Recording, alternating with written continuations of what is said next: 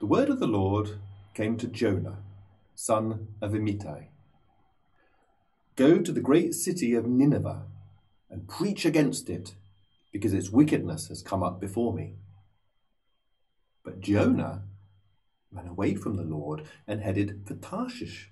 He went down to Joppa, where he found a boat bound for that port, and after paying the fare, he went aboard and sailed for Tarshish to flee from the Lord.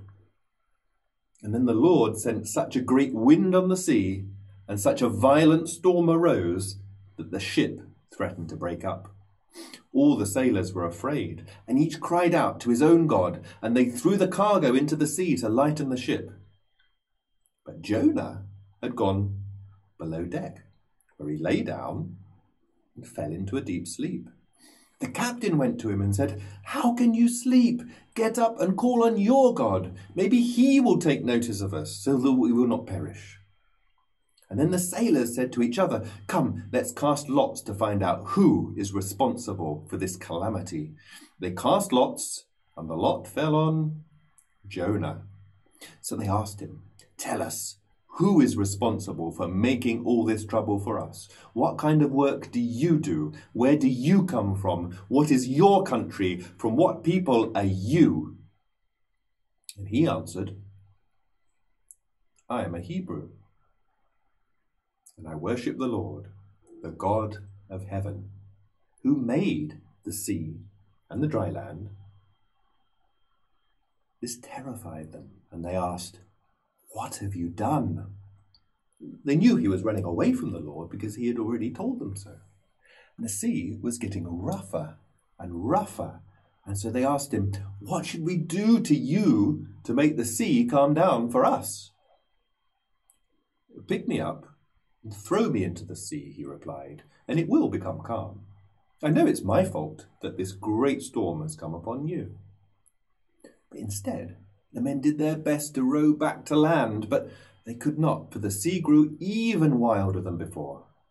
And then they cried out to the Lord, "Lord, please, do not let us die for taking this man's life. Do not hold us accountable for killing an innocent man. For you, Lord, have done as you pleased." Then they took Jonah and threw him overboard, and the raging sea grew calm. At this, the men greatly feared the Lord, and they offered a sacrifice to the Lord and made vows to him. From inside the fish, Jonah prayed to the Lord his God. He said, "In my distress, I called to the Lord, and he answered me. From deep in the realm of the dead, I called for help, and you listened to my cry. You hurled me into the depths, into the very heart of the seas, and the currents swirled about me. All your waves and breakers swept over me. I said, I've been banished from your sight, yet I will again look towards your holy temple. The engulfing waters threatened me. The deep surrounded me. Seaweed was wrapped around my head. To the roots of the mountains I sank down, and the earth beneath barred me in forever. But you, Lord my God, brought my life up from the pit. When my life was ebbing away, I remembered you, Lord, and my prayer rose to you, to your holy temple. Those who cling to worthless idols turn away from God's love for them. But I, with shouts of grateful praise, will sacrifice to you. What I have vowed, I will make good. I will say, salvation comes from the Lord. And the Lord commanded the fish, and it vomited Jonah onto dry land. Then the word of the Lord came to Jonah a second time. Go to the great city of Nineveh and proclaim to it the message I give you. Jonah obeyed the word of the Lord and went to Nineveh. Now Nineveh was a very large city. It took 3 days to go through it. And Jonah began by going a day's journey into the city, proclaiming, 40 more days and Nineveh will be overthrown. The Ninevites believed God. A fast was proclaimed, and all of them, from the greatest to the least, put on sackcloth. When Jonah's warning reached the king of Nineveh, he rose from his throne, took off his royal clothes, covered himself with sackcloth, and sat down in the dust. And this is the proclamation he issued in Nineveh. By the decree of the king and his nobles, do not let people or animals, herds or flocks taste anything. Do not let them eat or drink.